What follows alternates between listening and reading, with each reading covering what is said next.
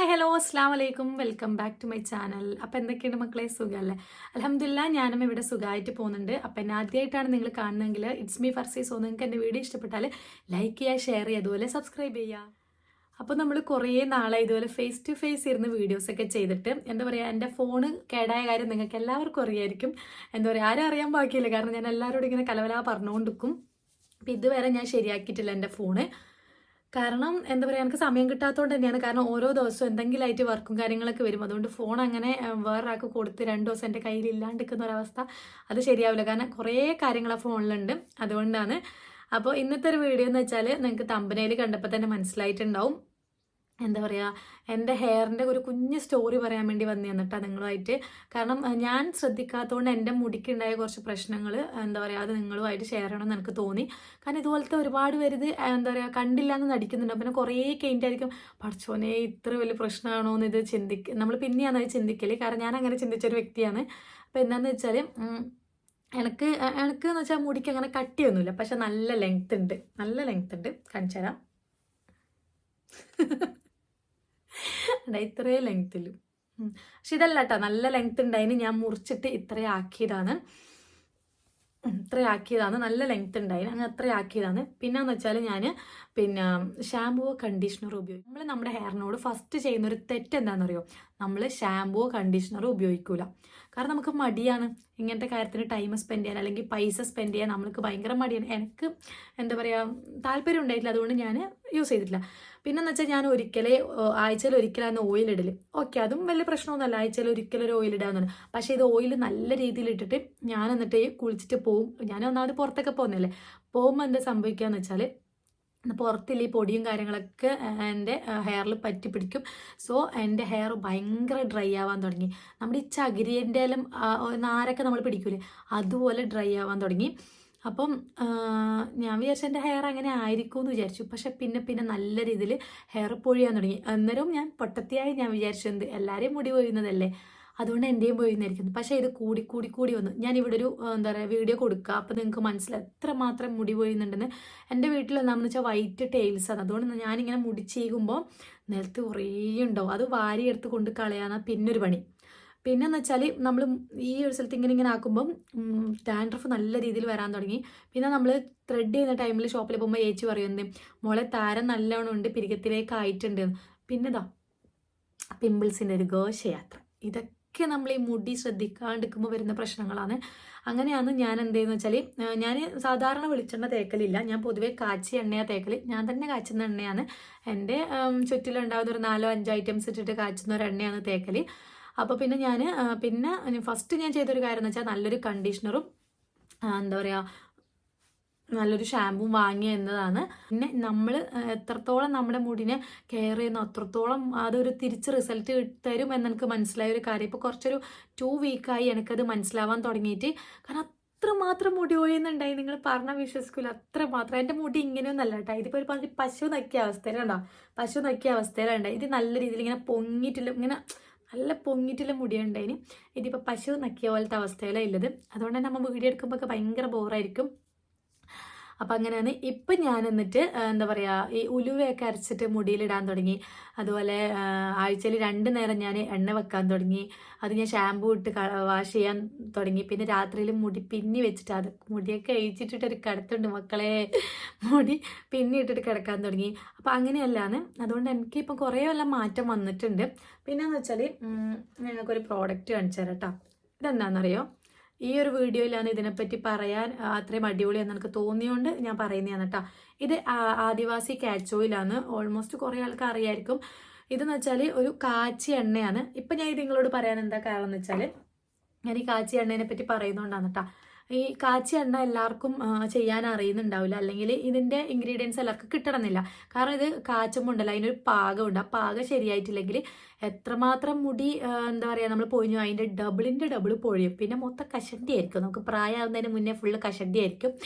അപ്പം അത് നമ്മൾ ശ്രദ്ധിക്കണം. അപ്പോൾ ഈ ടൗൺ ഏരിയയിലും അല്ലെങ്കിൽ എന്താ പറയുക പുറത്തൊക്കെ നിൽക്കുന്നവർക്ക് ഭയങ്കര ബുദ്ധിമുട്ടായിരിക്കും. വെള്ളത്തിൻ്റെ എല്ലാം പ്രശ്നം കാരണം നല്ല രീതിയിൽ മുടി കൊഴിച്ചിലുണ്ടാവും. അതുപോലെ ഡാൻഡ്രഫ്, ഇവിടെയൊക്കെ കഷണ്ടി ആയിരിക്കും. അങ്ങനത്തെ ഒരുപാട് പ്രശ്നങ്ങളുണ്ട്. അപ്പോൾ അവർക്കൊന്നും ഈ കാച്ചിയ എണ്ണ യൂസ് ചെയ്യാൻ പറ്റൂല. അപ്പോൾ അവർക്ക് വേണ്ടിയിട്ടുള്ളൊരു അടിപൊളി എണ്ണയാണ് കേട്ടോ.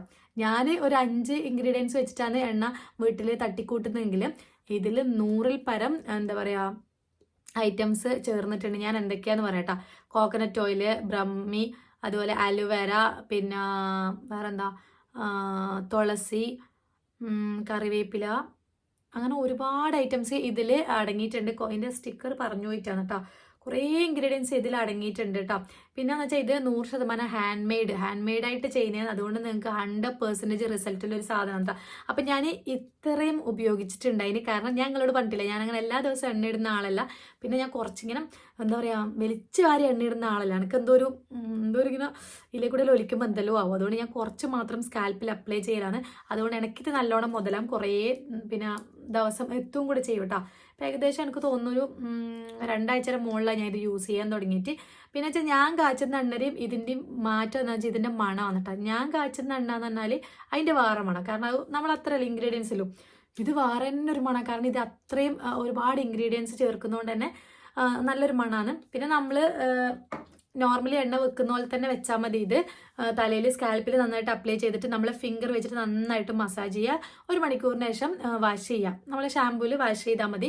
പിന്നെ വെച്ചാൽ കുറച്ചുകൂടെ പെട്ടെന്ന് ഫാസ്റ്റായിട്ട് റിസൾട്ട് നിങ്ങൾക്ക് വേണമെന്നുണ്ടെങ്കിൽ ഇവർ പറയുന്നത് എന്താണെന്ന് വെച്ചാൽ രാത്രിയിൽ അപ്ലൈ ചെയ്തിട്ട് രാവിലെ വാഷ് ചെയ്ത് കളയുക. എന്നാലും ബെസ്റ്റ് റിസൾട്ടാണ്. പിന്നെ ഇത് എനിക്ക് തോന്നിയിട്ടുള്ളത് ഇത് ഡാൻഡ്രഫിന് അടിപൊളിയായിട്ടുള്ള ഒരു ഓയിലാണ് കേട്ടോ. ഡാൻഡ്രഫിന് പറ്റിയൊരു ഓയിലാണ്.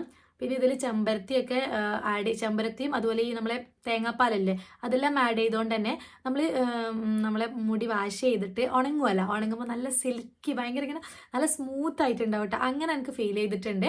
അപ്പോൾ ഇത് അടിപൊളിയായിട്ടുള്ള ഒരു ഓയിലാണ്. പിന്നെ ഇത് വേണമെന്നുണ്ട് ഉള്ളവർക്ക് ഞാൻ താഴെ ഈ സ്ക്രീനിൽ ഞാൻ നമ്പർ കൊടുക്കുന്നുണ്ട്. ആ നമ്പറിൽ ഒന്ന് കോൺടാക്ട് ചെയ്താൽ മതി. പിന്നെ ഇവർ പറയുന്നത് എന്താ വെച്ചാൽ ഇവരുടെ ഫേക്ക് ആയിട്ടുള്ള പ്രോഡക്റ്റുകൾ, അതായത് ഈ കാച്ച് ഓയിൽ തന്നെ ഫേക്കായിട്ട് മാർക്കറ്റിൽ ഒരുപാട് ഇറങ്ങുന്നുണ്ട്. അപ്പോൾ അതിലൊന്നും നിങ്ങൾ പോയി വാങ്ങല്ലേ. കാരണം നിങ്ങൾക്ക് റിസൾട്ട് കിട്ടില്ല. അപ്പോൾ അവരുടെ ഒറിജിനൽ ആയിട്ട് തന്നെ വാങ്ങുക. അപ്പോൾ അതിന് വേണ്ടിയിട്ടാണ് ഞാനിവിടെ നമ്പർ കൊടുത്തിട്ടുള്ളത്.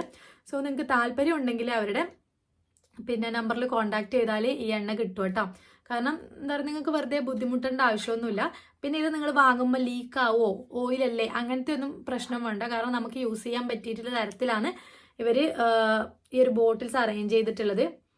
കണ്ട വേറെ തന്നെ ഒരു മണാണ് ഇതിൻ്റെത്. ഞാൻ എന്ത് കിട്ടിയാലും മണത്ത് നോക്കട്ടെ. അത് എനിക്ക് പണ്ടേ ഉള്ളൊരു സ്വഭാവമാണ്. അപ്പോൾ ഇതിവിടെ നിൽക്കട്ടെ. അപ്പം ഞാൻ ജസ്റ്റ് ഈ ഒരു വീഡിയോയിൽ ഞാൻ എൻ്റെ ഒരു ഹെയറിൻ്റെ സ്റ്റോറി പറഞ്ഞപ്പോൾ ഞാൻ നിങ്ങളോട് പറഞ്ഞതേ ഉള്ളൂ. നമ്മൾ ഇപ്പോൾ വിചാരിക്കുന്നത് ഒരു എന്താ പറയുക ഇത്തിരി മുടിയല്ലേ പോകുന്നില്ലു, എന്താ പറയുക അത് കെയർ ചെയ്യണം. പക്ഷേ ഇന്ന് പോയി നാളെ പോയി മറ്റന്നാൾ പോയി ഇതിങ്ങനെ കൂടി വരും. അപ്പം ഇതിനനുസരിച്ച് നമ്മുടെ കുഞ്ഞു മുടി കിളിർത്തിട്ടില്ലെങ്കിൽ എന്താവല്, നമുക്കൊരു പ്രായമാകുന്നതിന് മുന്നേ ഫുള്ള് നമുക്ക് കഷണ്ടി ആയിരിക്കും. നമുക്ക് ഒരാളെ മുന്നിൽ ഇറങ്ങാൻ പറ്റൂല. അങ്ങനെയൊക്കെ ആയിരിക്കും. അപ്പം എന്താ പറയുക ഞാനിപ്പം എനിക്ക് ഈ ഉള്ള കുഞ്ഞു മുടിനെ നല്ല അടിപൊളിയായിട്ട് നോക്കുന്നുണ്ട്. ഇപ്പം തുടങ്ങിയതാണ് അടിപൊളിയായിട്ട് നോക്കാൻ. അല്ലെങ്കിൽ അങ്ങനെയൊന്നുമല്ല കേട്ടോ. ആദ്യം വാരിയിട്ട് ഇവിടുത്തം വരെ വാരും.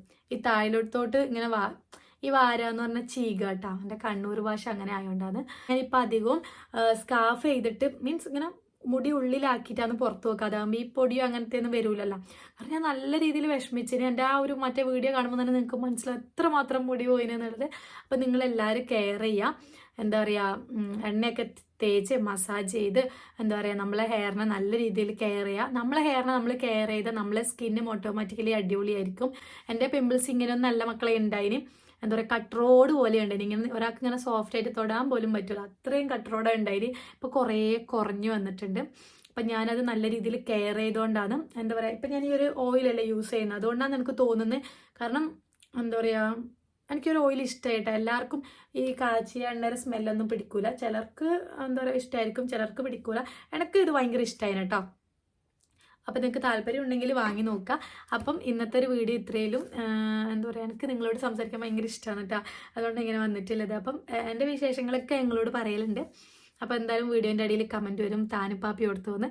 താനുപ്പാപ്പി ഉറങ്ങിയെന്ന് ആ സമയത്താണ് ഈ ഒരു വീഡിയോ ചെയ്തത്. അപ്പോൾ ഇൻഷാല്ല ഫോണൊക്കെ ഞാൻ എത്രയും പെട്ടെന്ന് ശരിയാക്കും. എന്നിട്ട് നമുക്ക് കിടിലൻ വ്ളോഗ്സൊക്കെ ആയിട്ട് വരാം. പിന്നെന്താ നിങ്ങളെ വിശേഷങ്ങൾ എന്താ? നിങ്ങളെ വിശേഷങ്ങൾ കമൻ്റായിട്ട് പറയാം കേട്ടോ. എൻ്റെ വിശേഷങ്ങൾ നിങ്ങൾ അറിയുന്ന പോലെ തന്നെ നിങ്ങളെ വിശേഷങ്ങൾ ഞാനും അറിയണ്ടേ. ഓക്കെ, അപ്പോൾ ഇൻഷാല്ല നമുക്ക് മറ്റൊരു വീഡിയോ ആയിട്ട് കാണാം. അതുവരേക്കും ടാറ്റാ ബൈ.